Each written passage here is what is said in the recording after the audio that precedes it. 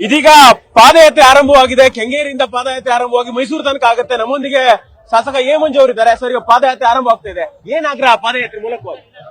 ಭ್ರಷ್ಟ ಸರ್ಕಾರವನ್ನ ತೆಗಿಬೇಕು ಅಂತಕ್ಕಂಥದ್ದು ಏನೀಗ ಘೋಷಣೆ ಆಗಿದೆ.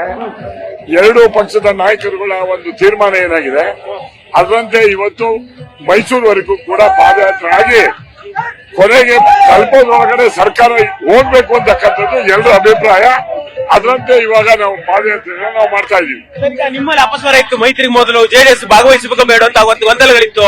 ಮಳೆ ಅಂತ ಹೇಳಿದ್ರೆ ಈಗ ಮಳೆ ಇಲ್ಲ ಅಂತ ಪ್ರಶ್ನೆ ಎತ್ತಾ ಇದೆ ಕಾಂಗ್ರೆಸ್. ಈಗ ನೋಡಿ, ರೆಂಟಲ್ ಅಂತ ಘೋಷಣೆ ಮಾಡಿ ಇದನ್ನೆಲ್ಲ ಮಾಡಿದ್ರು.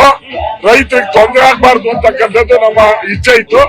ಇವಾಗೆಲ್ಲ ಪ್ರಕೃತಿನೇ ಇದಕ್ಕೆ ನಮ್ಗೆ ಒಂದು ಒಳ್ಳೆ ಒಂದು ಇದನ್ನು ಕೊಟ್ಟಿರೋದ್ರಿಂದ ಬಹುಶಃ ಮೈಸೂರುವರೆಗೂ ಕೂಡ ಯಶಸ್ವಿಯಾಗ್ತದೆ. ಹೋಗೋದ್ರೊಳಗೆ ಸರ್ಕಾರ ಸಿದ್ದರಾಮಯ್ಯ ರಾಜೀನಾಮೆ ಕೊಡ್ತಕ್ಕಂಥದ್ದು ಖಚಿತ ಅಂತಕ್ಕಂಥದ್ದು ಆಗುತ್ತೆ. ಒತ್ತಡ ಕ್ರಿಯೇಟ್ ಮಾಡ್ತೀರಾ? ಆ ತರ ಹೋರಾಟ ನೂರಕ್ಕೆ 100 ಮಾಡ್ತೀವಿ. ಯಾಕೆಂದ್ರೆ ಅವ್ರು ಮಾಡಿರ್ತಕ್ಕಂಥದ್ದು ಅವರೇ ಒಪ್ಕೊಂಡಿದ್ದಾರೆ 89 ಕೋಟಿ ಅಂತ ಹೇಳಿ. ಮೂಡಾದಲ್ಲಿ ಇವರು 14 ಸೈಟ್ ಅಲ್ಲ, ಒಟ್ಟು 5,000 ಕೋಟಿ ಆಗಿರ್ತಕ್ಕಂಥದ್ರ ಬಗ್ಗೆ ಈಗ ಎಲ್ಲರೂ ಕೂಡ ಅವರೇ ಒಪ್ಕೊಂಡಿರೋದ್ರಿಂದ ಇದು ಯಾವುದೇ ಕಾರಣದಿಂದ ಇದು ನಿಲ್ಲೋದಿಲ್ಲ. ಸರ್ಕಾರ ಕೆಡವರೆಗೂ ಕೂಡ ಇದು ಹೋರಾಟ ನಡೆಯುತ್ತೆ. ಎ ಮಂಜು ಅವರ ಮಾತುಗಳು. ಕ್ಯಾಮರಾಮನ್ ಜೊತೆ ರೂಪೇಶ್ ಟಿವಿ ಬೆಂಗಳೂರು.